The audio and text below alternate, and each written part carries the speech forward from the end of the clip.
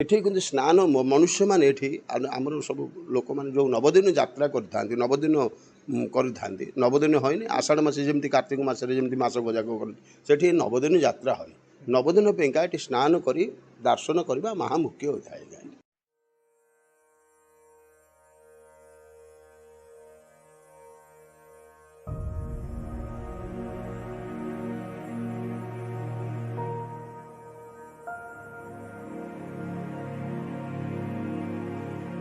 पुरी एक पवित्र तीर्थक्षेत्र।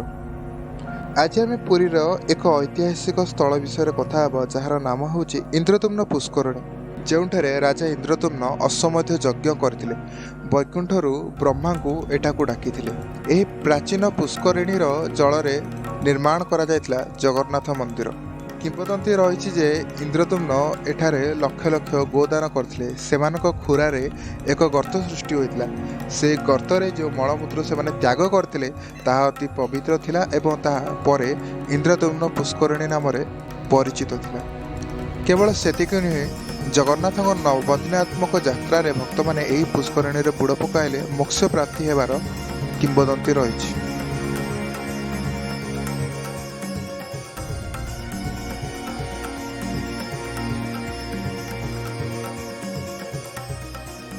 मो ना देवेंद्र कुमार पंडा।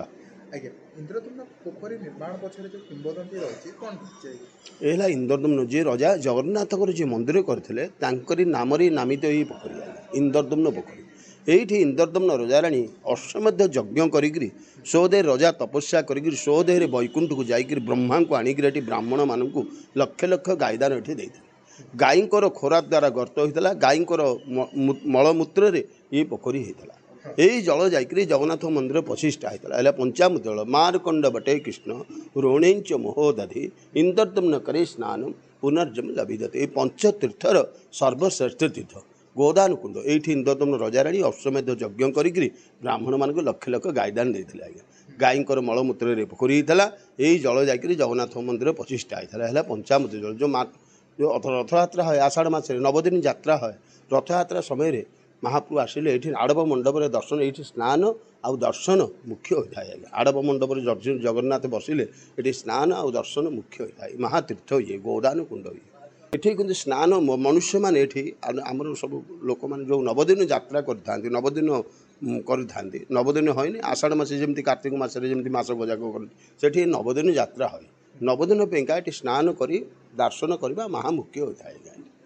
भक्त माने समस्ते पोखरी स्नान करी महाप्रभु दर्शन करेंगे। आड़प मंडप जगे सबुदिन हूँ आड़प मंडप गोटे दिन दर्शन कले जी पुण्य 365 दिन दर्शन कले यज्ञ बेदे से रत्न मंडप दर्शन कले से पुण्य। आड़प मंडप दर्शन कले गोटे दिन पुण्य मिलता है।